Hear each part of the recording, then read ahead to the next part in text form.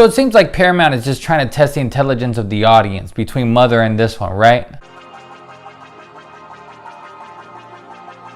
Annihilation is written and directed by Alex Garland. It stars Natalie Portman, Gina Rodriguez, Tessa Thompson, Jennifer Jason Leigh, and Oscar Isaac. Lena is a military biologist who believes that her husband Kane has been dead for a while since he has been MIA after a military job for over a year. Until one day Kane makes it back home, but he's not acting the same. Next thing you know, Kane is dropping to the floor on the brink of death. That is when Lena is taken to a secret government mission in an undisclosed location surrounded by this mysterious aura called the Shimmer. People have gone inside but have never come out. Not understanding what this means for the planet and for humanity, it could mean change, it could mean something new, it could mean death and destruction. A group of female scientists try one more time to go inside, get some answers, especially for Lena, who hopes to find the cure to save her husband's life. So brace yourself, people, because this is one of those thinking man movies. You're gonna have to use your brain for this one. You can't just go to the bathroom and then come right back thinking that everything is gonna be the same old. If you go to the bathroom at a pivotal moment, you might be lost the entire movie. If you don't know who Alex Garland is, he is kind of a big deal in the indie world. He made Ex Machina, which a lot of people loved. He also wrote 28 Days Later. He wrote The Beach. He also even wrote the underrated Dread movie. So this is his second movie, and I have to say that he's 2 for 2 right now. With such a limited budget that this movie had, he actually makes a very, very beautifully visual movie. Once our heroes go inside the Shimmer, everything just looks odd, but in a very beautiful way. So like the beauty has a sense of danger to it, a sense of tension. You don't trust anything that's going on around you, even though it tries to lure you in with its beauty. This to me is one of Natalie Portman's better movies as of date. I'm not saying that she's a bad actress, she's an amazing actress, but sometimes she gets chosen in these roles that she just feels off, feels flat, just feels out of place. I'm talking about them Thor movies. But in here, the movie's emotional weight is carried by her and her relationship with Oscar Isaac's Kane. While she's going on this journey, this mission of life and death,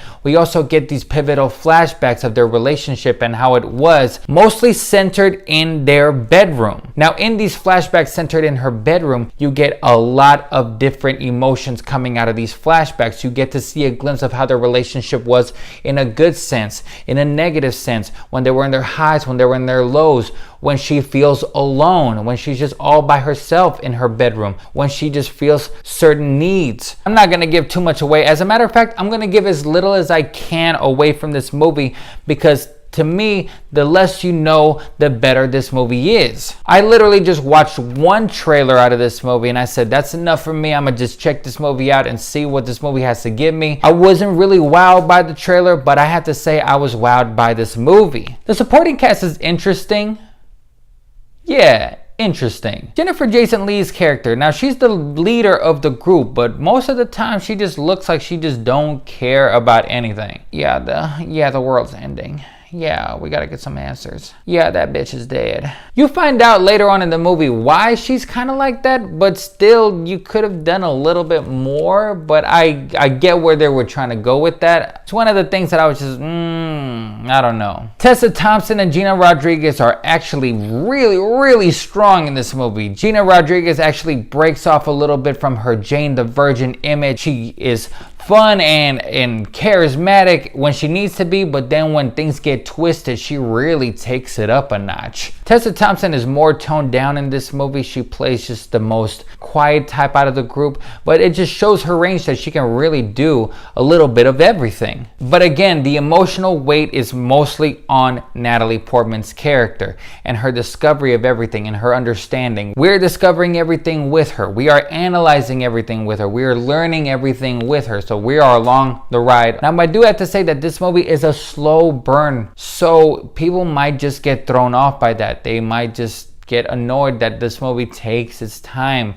in going through places and going through locations. The story is about the end of the world, but this movie's handled in an indie quality. And also there's a lot of science mumbo jumbo in this movie that I'm pretty sure a lot of people are just gonna be like, whatever, it's gonna go over their heads, and it might just turn their brains off into this movie. Like I said, you need to be paying attention in this movie. But with that said, if you stick with this movie will pay off big, at least for me. This movie reminds me of a little bit of that Kubrick flavor that we never have anymore. And the deeper the movie goes, the deeper the rabbit hole gets, and it just gets weirder and weirder. And I do have to say that it almost turns into body horror at one point. This movie has some of the scariest images and the scariest situations that I have seen in a good while. I thought I've seen it all, but no, this movie shows me something different, something fresh, and it's very interesting, very captivating. I was on the edge of my seat in these terrorizing scenes. Now, all in all, this is a movie that's going to ask big questions. I know I'm not speaking a lot about this movie. I'm not talking a lot about this movie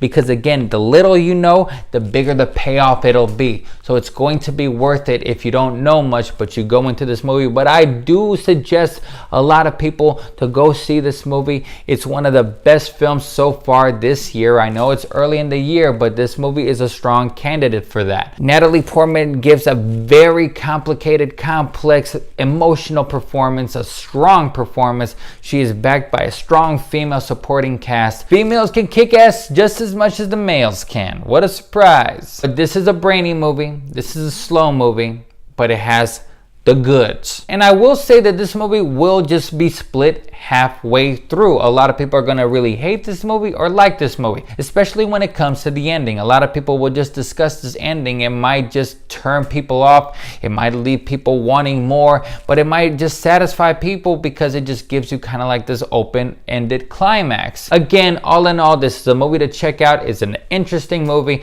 I love the chances that it takes. I love that Paramount is doing movies like Mother, like Annihilation. I'm just so happy that people still do these kind of risky movies, and thank God for Alex Garland and the cast and the writers and the author of this book. I'm gonna give Annihilation a 4.5 out of 5 stars. Well, once again, guys, thanks for watching. If you like what you see here, click like at the bottom. Go to our SoundCloud page for our more extensive reviews. This is Ray from LiveWire, and once again, thanks for watching.